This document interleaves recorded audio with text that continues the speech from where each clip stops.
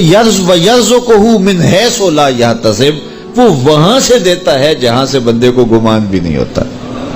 تو توکل اللہ پر قائم کیجئے گا، کاروبار ضرور کیجئے گا۔ توکل یہ ہے کہ آپ وہ کام ضرور کریں لیکن کہیں کہ یہ میرے کام کا نتیجہ نہیں مجھے مل رہا، یہ میرے اللہ کا فضل مجھے مل رہا ہے، تو پھر دیکھنا کہ اللہ تعالیٰ کیسے راستے کھولتا ہے۔ تو جب انسان اللہ کے فضل پر توکل قائم کر لیتا ہے تو پھر کام کاج ضرور کرتا ہے لیکن اس کی زندگی کی جو ٹینشن ہے وہ ختم ہو جاتی ہے۔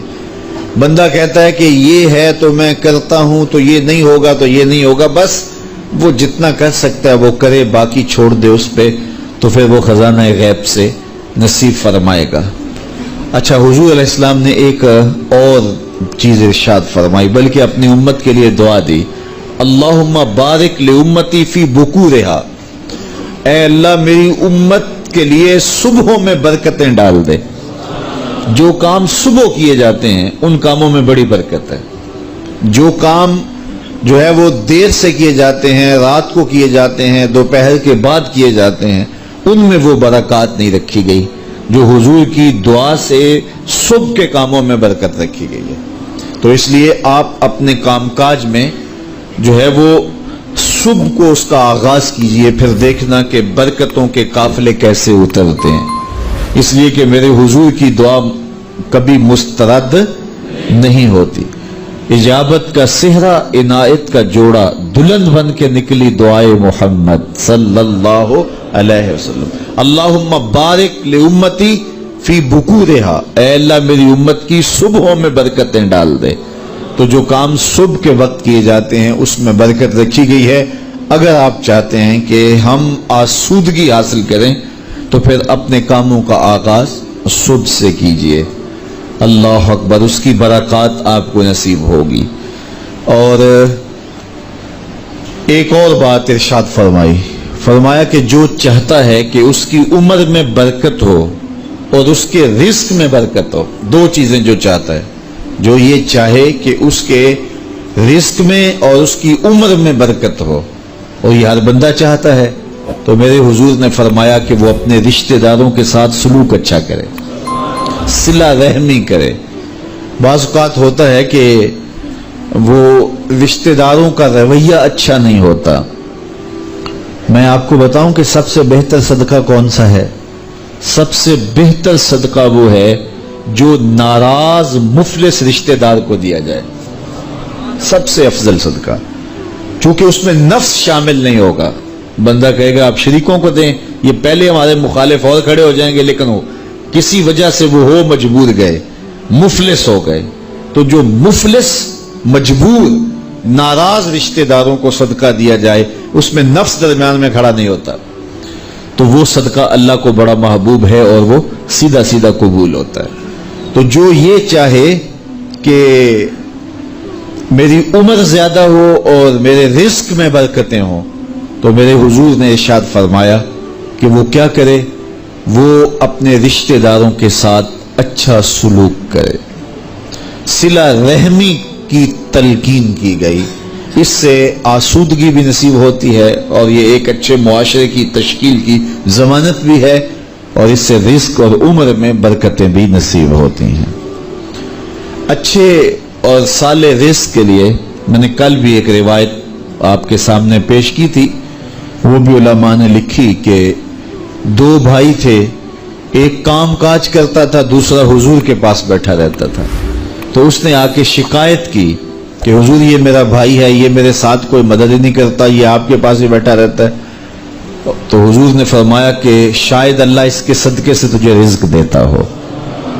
تو جو دین کے لیے بھائی لگ جائیں، رشتہ داروں میں، اعزاء و اقربا میں، یا ویسے ہی طلباء کے لیے آپ اگر شامل ہو جائیں تو پھر وہ آپ کے کاروبار میں، رزق میں برکت کا سبب و ذریعہ ہو جائے گا۔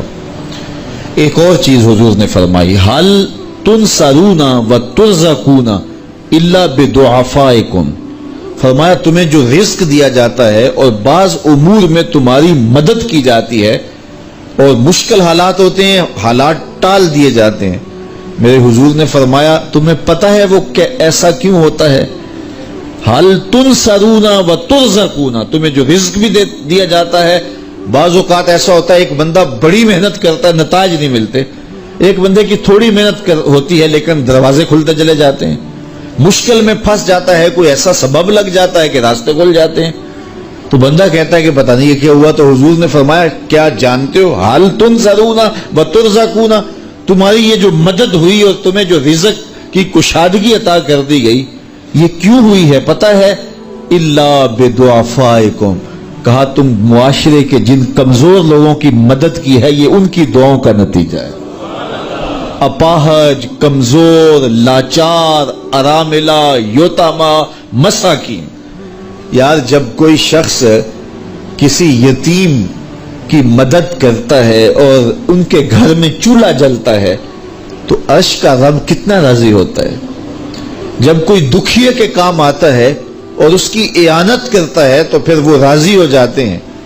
غریب پھنسے ہوئے ماں باپ، گھر بیٹی جوان ہو رہی ہے اور بڑھاپے کی طرف اس کا رخ ہو رہا ہے اور ان کے پاس ہمت نہیں ہے کہ ان بیٹی کو اٹھا سکیں، تو کوئی صاحب ثروت چپکے میں جا کے ان کی مدد کر دیتا ہے کہ تیری بیٹی میری بیٹی ہے اور اس کو تو نے گھر کی دہلیز سے اٹھانا ہے.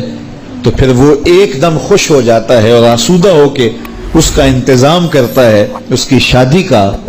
تو کوئی جانتا ہے کہ اس بوڑھے ماں باپ کے دل سے کتنی دعائیں نکلتی ہیں اور اس جو ہے وہ بیٹی کے دل سے کتنی تمنائیں اور کتنی جو ہے وہ نیک جذبات ان اشخاص کے لیے ہوتے ہیں جو ان کی مدد کے لیے کھڑے ہوئے.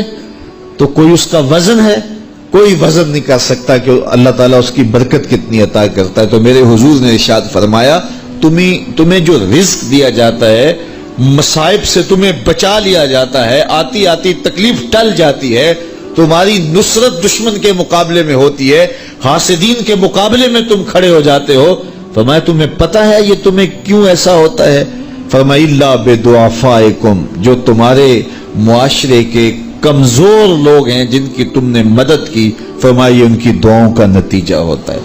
ان کے اٹھے ہوئے ہاتھ اللہ کبھی خالی نہیں موڑتا ہے. اس لیے لاچار لوگوں کی، دکھی لوگوں کی، بے بس اور بے آسرا لوگوں کی مدد کے لیے کھڑے ہو جایا کرو. وہ کسی نے کہا تھا کہ بڑوں کی بڑی بڑی خدمتوں سے وہ سکون نہیں ملتا جو چھوٹے چھوٹے لوگوں کی چھوٹی چھوٹی خدمتوں سے مل جاتا ہے. بڑوں کی بڑی خدمتیں بھی کریں تو وہ راضی نہیں ہوتے، لیکن چھوٹوں کی چھوٹی چھوٹی خدمتیں، یار غریب کو تو پیار سے کھڑا کر کے اس کے پشت پہ شفقت کا ہاتھ پھیر دیں تو وہ سارا دن خوشی سے گزار دیتا ہے کہ آج جو ہے وہ فلاں صاحب نے مجھے تکریم دی ہے، مجھے عزت دی ہے. تو میرے حضور نے فرمایا کہ تمہاری جو مدد ہوتی ہے اور رزق دیا جاتا ہے یہ تمہارے کمزوروں کی وجہ سے اللہ تعالیٰ تمہارے اوپر کرم فرماتا ہے. اچھا، ایک اور ذریعہ رزق کے اضافے کا حضرت عبداللہ ابن مسعود رضی اللہ تعالی عنہ کی مرویات سے. یہ حضرت عبداللہ ابن مسعود جلیل القدر صحابی ہیں. ان کے ہاں بیٹیاں ہی بیٹیاں تھیں. اچھا، جب ان کا آخری وقت آیا اور یہ بڑے سخت بیمار ہو گئے تو نزع کی سی کیفیت طاری ہو گئی، تو حضرت عثمان غنی رضی اللہ تعالیٰ عنہ ان کا حال پوچھنے آئے.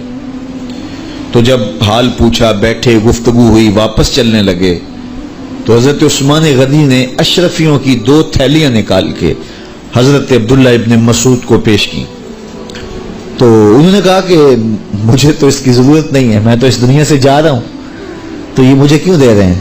تو حضرت عثمان نے کہا کہ یہ آپ کی بیٹیوں کے لیے ہے، چونکہ آپ کی بیٹیاں ہی بیٹیاں ہیں تو یہ میں ان کے لیے پیش کر رہا ہوں. آپ کو تو واقعی ضرورت نہیں، دنیا سے جا رہے ہیں، تو یہ ان کے لیے ہے. تو حضرت عبداللہ ابن مسعود نے پھر تھیلیاں موڑتے ہوئے کہا کہ میری بیٹیوں کو اس کی ضرورت نہیں ہے، اس لیے کہ میرے حضور نے فرمایا تھا کہ جس کے پاس سورہ واقعہ ہو اس کو غربت تنگ نہیں کر سکتی. تو میری بیٹیاں رات کو سونے سے قبل 1 مرتبہ سورہ واقعہ ضرور پڑھتی ہیں، اس لیے تم میری بیٹیوں کے بارے پریشان نہیں ہونا، اللہ کے فضل سے انہیں غربت تنگ نہیں کرے گی، ان کے پاس سورہ واقعہ جو موجود ہے. تو یہ کسی ایسے ضرورت مند کو دو جس کے پاس سورہ واقعہ نہیں ہے. تو سورہ واقعہ کی تلاوت یقیناً رزق کی فراوانیاں اور رزق کی برکتیں حاصل کرنے کا ایک ذریعہ ہے، اور دروازے کھل جاتے ہیں اگر سورہ واقعہ کی تلاوت تسلسل کے ساتھ کی جائے۔ اس لیے اپنے معمولات میں سورہ واقعہ کو شامل کر لیجئے گا، اس کی برکات سے انشاءاللہ رزق کی فراوانیاں نصیب ہوتی ہیں۔ ایک اور ذریعہ رزق کا، اور یہ بہت آسان، شکا رجل الی رسول اللہ دیک المعیشۃ والفقر، حضرت سہل بن سعد الساعدی رضی اللہ تعالی عنہ کی مرویات سے ہے۔ ایک شخص حضور کی خدمت میں حاضر ہوا اور اس نے کہا میں کثیر العیال ہوں، ذرائع آمدن بہت تھوڑے ہیں، میرے لیے کچھ ارشاد فرمائیے۔ بچے زیادہ ہیں، ذرائع آمدنی تھوڑے ہیں، تو میں مفلوق الحال ہوں۔ تو اس نے اپنے فقر کا، اپنی غربت کا حضور کے سامنے قضیہ رکھا۔ شکا رجل الی رسول اللہ دیک المعیشۃ والفقر۔ آقا کریم نے اس کو جو وظیفہ بتایا وہ بالکل آسان ہے، آپ سب کو پہلے یاد ہے، لیکن اس پہ عمل کرنے شروع۔ قال اذا دخلت الدار فسلم علی، کہا جب گھر جائے تو گھر میں داخل ہونے لگے تو گھر والوں کو السلام علیکم کہہ دیا کرو۔ یہ وظیفہ شروع کر لو کہ جب بھی گھر جاؤ السلام علیکم۔ اس کے بعد ایک مرتبہ سورہ اخلاص پڑھ دیا کرو، قل هو اللہ احد۔ یہ وظیفہ فرمایا تم نے شروع کر دینا ہے، جب بھی گھر جاؤ السلام علیکم یہ کہہ کے داخل ہو، پھر اس کے بعد قل هو اللہ احد ایک مرتبہ سورہ اخلاص پڑھ دیا کرو۔ اور میرے آقا نے فرمایا کبھی ایسا ہو کہ تو گھر جائے، گھر موجود نہ ہو، اہل خانہ کہیں گئے ہوئے ہوں، تو فرمایا عمل نہیں چھوڑنا، فسلم علیہ، پھر تو مجھے سلام کہنا، پھر تو مجھے سلام کہہ دینا۔ وہ صحابی فرماتے ہیں کہ میں نے یہ عمل شروع کر لیا، جب گھر جاتا السلام علیکم، اس کے بعد سورہ اخلاص پڑھ دیتا، بیٹھنے سے پہلے پہلے یہ کام کرتا۔ اور کبھی ایسا ہوتا میں گھر نہ جاتا، گھر والے گھر نہ ہوتے، پھر تو مجھے چائے چڑھ جاتا، پھر میں حضور کو سلام کہتا۔ اللہ اکبر۔ حضرت ملا علی قاری نے شرح شفا میں لکھا ہے، جو حضرت قاضی ایاز مالکی اندلسی علیہ رحمہ نے لکھا ہے شفا میں، کہ جب گھروں کو جاؤ تو حضور کو سلام کرو، تو اس کی شرح میں لکھتے ہیں حضور کو سلام کیوں کرو، تو وہ کہتے ہیں لِأَنَّ رُوحَهُ علیہ السلام موجود فی بیوت المسلمین، اس لیے کہ حضور کی روح کا فیضان مومنین کے گھر میں موجود ہوتا ہے۔ اللہ اکبر۔ اس لیے حضور کو سلام کرو۔ وہ کہتا ہے جب کوئی نہ ہوتا میں حضور کو سلام کرتا۔ وہ اپنے نام لیواؤں کو تنہا چھوڑتے کب ہیں، جہاں ہم دم نہ ہو کوئی وہاں سرکار ہوتے ہیں۔ تو کہا اس کے بعد سورہ اخلاص پڑھ دیتا۔ یہی میرا عمل رہا۔ پھر اس کا فائدہ کیا ہوا؟ وظیفہ حضور نے بتایا تھا، اور جب بھی جاتا السلام علیکم سورہ اخلاص، کوئی نہیں ہے تو حضور کو سلام اور سورہ اخلاص کہتے میں نے عمل شروع کر دیا، حتی افاد اللہ جیرانہ، اس عمل کی برکت سے میں نے تو امیر ہونا ہی ہونا تھا، میرے ہمسائے بھی امیر ہو گئے۔ ایسی برکتیں، ایسی رحمتیں اتری کہ میرے ہمسایوں کے ہاں بھی فراوانیوں اور برکتوں کا نزول ہونے لگا۔ اسی طرح رزق کی فراوانی کا ایک اور ذریعہ ہے، اور وہ یہ انفاق فی سبیل اللہ۔ جب اللہ کی راہ میں آپ خرچ کریں گے تو پھر اس سے رزق بڑھتا ہے، جبکہ ہماری عقل و خرد کے فیصلے یہ ہیں کہ مال میں سے کچھ نکالا جائے، تو ہمارا ریاضی اور حساب یہی کہتا ہے کہ کچھ کم ہوتا ہے، ہمارے کیلکولیٹر کا نتیجہ بھی یہی ہے، ہمارا اکاؤنٹنٹ بھی یہی کہتا ہے کہ اتنے نکال دو گے تو باقی اتنے بچیں